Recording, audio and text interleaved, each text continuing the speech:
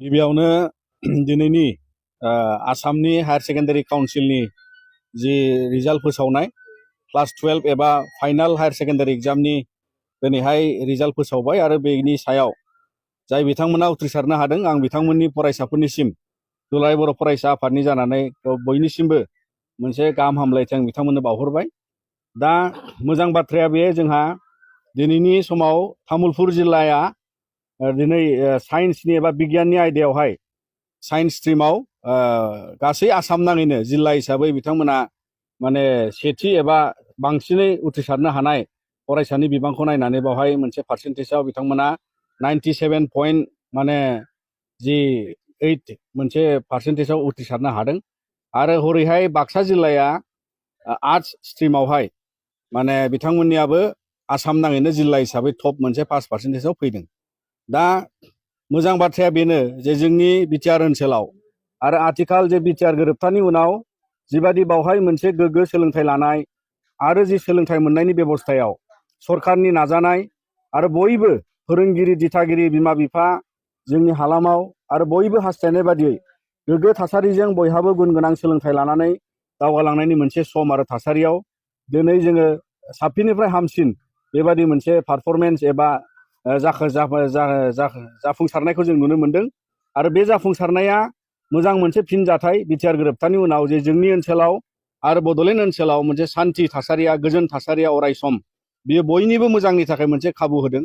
आरो थांनाय मेट्रिक आनजादावबो जोङो नुदों चिरां जिल्लाया सारा आसामनि जिल्लानि गेजेराव बिथांमोना सेथि मासियाव एबा बांसिनै उथ्रिसारनो हानाय सेथि जायगाखौ आवग्रिदों। थांनाय बोसोरावबो आवग्रिदों। आरो बेबादिनो गासै जों दुलाराय बर' फरायसा आफादा मिजिंथियो जे बे बिटिआर हालामजों लोगोसे आसाम नाङैनो जिहेतु जोंहा हायार सेकेन्डारि फार्स्ट इयार आरो देग्लाय सेकेन्ड इयाराव बर' बिजोंजों बावहाय बयबो फरायगोन। आरो जाय बिथांमोना बर' बिजोंजों लिरनाय आरो बर' बिमा रावजोंहाय फरायनानै हायार सेकेन्डारि आनजादखौ दिनै बिथांमोना जों फोथायो जे बयबो साबसिन हामसिनै रिजाल्ट खालामनो हादों होननानै। आरो बिनिखायनो जे इयुन समावबो जोङो बे गोग्गो सोलोंथाइखौ लानानै मानोना हायार सेकेन्डारिनि उनाव बयहाबो माखासे गोदान थिरांथा गोदान लामा लानानै आवगायलांनो मोनसे सेलेक्सन थायो। सोरबाबा मेडिकेलाव थांगोन, सोरबाबा जोङो माने जेनेरेल डिग्री कनभेन्सनेल कर्सफ्राव थांगोन, आरो सोरबा प्रफेशनेलि गुबुन गुबुन माने टेकनिकेल बिथिङावबो सोरबा इन्जिनियारिं गुबुन गुबुन बिथिङाव थांगोन। आरो बेबादिनो बेयो मोनसे माने मोजां मोनसे सम जाय समावहाय बिथांमोना बयबो गावबागाव लामाखौ लायो आरो गोजौ थाखोनि सोलोंथाइखौ साखाफारा खालामो। दा बिनि थाखायनो बयबो जाहाथे बेबादि गावबागावनि जिउ राहा लामायाव बयबो जाफुंसारनो हायो जाय बिथांमोना उथ्रिसारबाय। आरो मोनसे दिनैनि समाव जों सरकारनिसिम खावलायगोन, जोङो दिनै तामुलपुर जिल्लायाव गोबां फरायसाया बावहाय जि बांसिनै पास जादों आरो बेवहाय जोङो दुलाराय बर' फरायसा आफादनिफ्राय जिहेतु आसाम सरकारा बिथांमोनहा गावसिनि जि मोनसे सरकारनिफ्राय गभर्नमेन्टनिफ्राय काउन्सिलनि जे टप 10 सायख'योमोन बिथांमोना देग्लाय बेखाय जेनेरेलि बिथांमोना स्टार एबा बेबायदि मोनसे पजिशन दोननानै दिनैहाय बिथांमोना सेपारेटलि बान्था होनाय बा बेबायदि टप 10 सेलेक्शन खालामनाय जायाखै।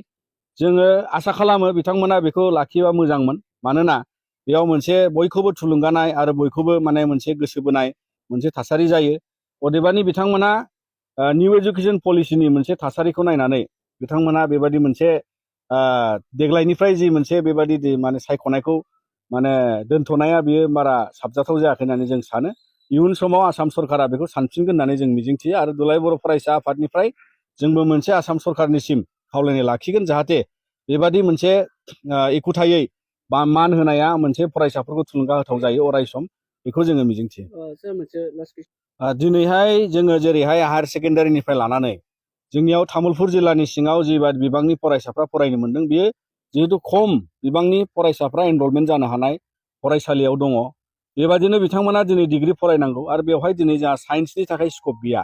दा बेनिखायनो तामुलपुराव जिहेतु मोनसे मडेल कलेजबो लुफुंजागासिनो दङ आरो बेबादिनो डिग्री कलेजाव जाहाथे साइन्स स्ट्रिमनि मोनसे जि आयदा बेखौहाय तामुलपुराव थानाय डिग्री कलेजाव एबा गोदानै जे डिग्री कलेज मडेल कलेज फैगोन बेवहाय थिसननांगौनि थाखाय जोङो दिनै बिटिआर सरकारजों लोगोसे आसाम सरकारनि एजुकेशन डिपार्टमेन्ट बिथांमोनखौ जों खावलायो।